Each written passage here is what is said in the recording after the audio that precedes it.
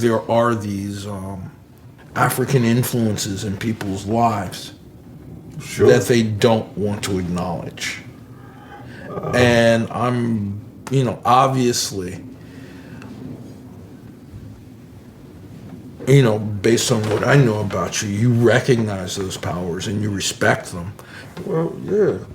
We've been taught, and people have been taught, especially generations prior to ours, have been taught that anything associated with Africa was bad. Unless it was an aesthetic thing.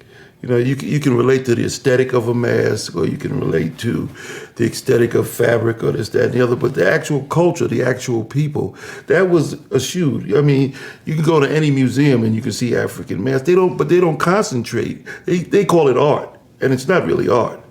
These are ritual items and objects that people use for points of power and for points of spiritual reference. They don't talk about that, and it's eschewed. Anything that's non-Christian in this society is looked at. But you can look at the same object as a European and say, "Oh, this is a great mask. Let me put some wax on it and shine it up." And put it next to a Picasso or something. But if you start talking about it as in its natural setting, as a religious object, people get upset, and that's what we were taught. You're 100% right. They're afraid. Of course, They're afraid because they really don't know. But if we look a little deeper, we'll see what the truth is in there. Oh yeah. People have walked in here and looked at this stuff and turned around and walked out. Mm-hmm. People who talk a lot of black stuff, they say, "Oh, no, man, I can't be in the room with that stuff." No, it doesn't work that way.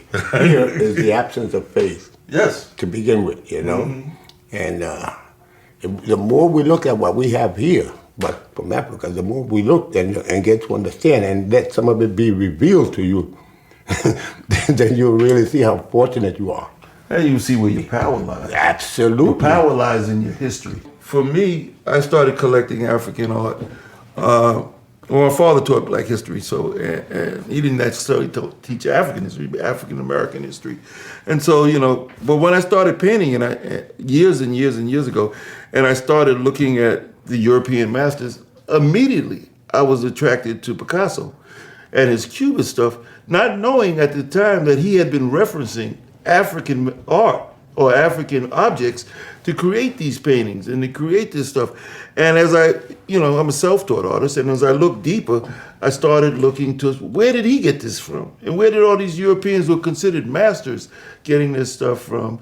And so I moved beyond that and started looking at things that were closer, like this painting here by Wilfredo Lamb, the Afro-Cuban painter. The way he painted it, it has deeper spiritual meaning than what Picasso put out there. Picasso put figures out there.